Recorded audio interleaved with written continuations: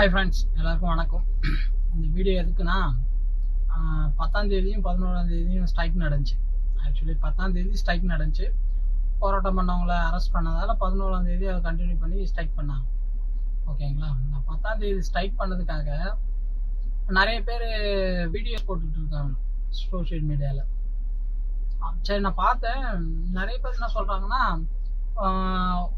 ஆட்டோக்கெலாம் மீட்டருக்கு இருக்குல்ல, ஏன் யூஸ் பண்ண மாட்டேறீங்க?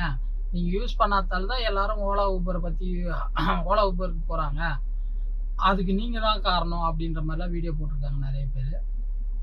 நான் அவங்களுக்குலாம் என்ன சொல்ல விரும்புகிறேன்னா, 2013 வந்து மீட்டர் கட்டணம் அறிவித்தாங்க. ஓகேங்களா? அப்போ அறிவிக்கும் போதெல்லாம் நான் கரெக்டாக அப்போ தான் காலேஜ் முடிச்சுட்டு வேலைக்கு வந்த டைம். கரெக்டாக 2013 தான் காலேஜ் முடிச்சுட்டு வந்தேன். அப்போல்லாம் பார்த்தீங்கன்னா, இப்போது ஹெல்மெட்டுக்கு பிடிக்கிறாங்க இல்லைங்களா போலீஸ்காரங்க, அது மாதிரி மீட்ரு போடாத வண்டிங்கெல்லாம் பிடிச்சி போட்டுட்டு இருந்தாங்க ஃபைன். இது நான் எங்கள் வீட்டில் 2 பேர் ஆட்டோ ஓட்டுறாங்க, சின்ன வயசுலேருந்து ஆட்டோ ஓட்டிட்டு தான் இருக்காங்க, நான் பார்த்துட்டு தான் இருக்கேன். ஸோ அந்த 13, 14, 15 அந்த 3 வருஷம் மட்டும் எந்த வண்டி எங்கே பார்க்குறாங்களோ அவ்வளோ ஃபைன் போட்டுட்டு இருந்தாங்க மீட்டருக்கு. ஓகேங்களா? அதுக்கப்புறம் ஓலா ஊபர்லாம் உள்ளே வந்துடுச்சு. ஓலா ஊபர் வந்து கால் டாக்ஸிலாம் வந்ததுக்கப்புறம் கால் டாக்ஸிலேருந்து ஓலா ஊபர்லாம் என்ன பண்ணாங்க, ஆட்டோலாம் அனௌன்ஸ் பண்ணாங்க. ஆட்டோ வந்ததுக்கப்புறம் கவர்மெண்ட் கிட்ட போயிட்டு முறையிடுறது, போராட்டம் பண்ணுறது, ஆர்டிஓவில் போயிட்டு ஆர்டிஓ ஆஃபீஸ் கிட்ட போயிட்டு இது பண்ணுறதுன்னு சொல்லிட்டு ஏகப்பட்ட போராட்டம் பண்ணிட்டாங்க. ஓகேங்களா? எதுக்குமே ரெஸ்பான்ஸ் இல்லை. அன்னைக்கு 2013 இருந்த ரேட்டும் இப்போ இருக்கிற ரேட்டும் சேமா? அதை யோசிச்சு பாருங்க.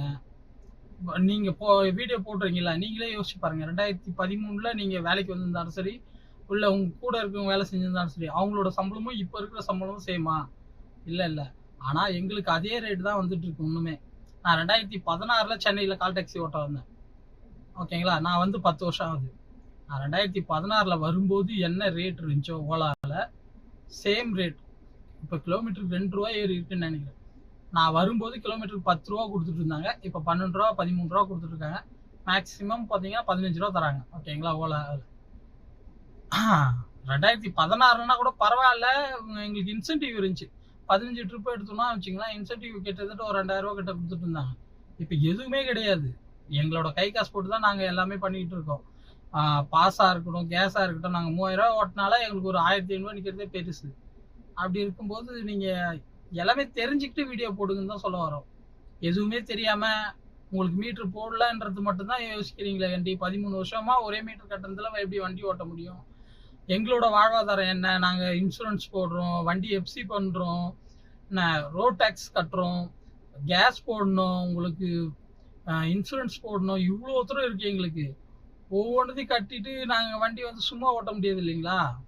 எங்களுக்கான தகுதி, எங்கள் ஓட்டுறதுக்கான அமௌண்ட் கரெக்டாக கொடுத்தீங்கன்னு வச்சிங்களேன், நாங்கள் வண்டி ஓட்டிகிட்டு போவோம். உங்களாண்ட எக்ஸ்ட்ரா கேட்குறதோ இல்லை மீட்ரு போடாமல் ஓட்டுறதெல்லாம் கிடையாது. இப்போ இன்றைக்கே சரி, மீட்ரு கட்டணம் உயர்த்தி கரெக்டான ரேட் ஃபிக்ஸ் பண்ணிட்டு மீட்ரு போடலன்னு கேட்டால் அதுக்கு பதில் சொல்லலாம். சரிங்களா? எதுவுமே பண்ணாமல் மீட்ரு போடுங்கன்னா எப்படி போட முடியும்? கொஞ்சம் யோசிச்சு வீடியோ போடுங்க. ஓகேங்களா?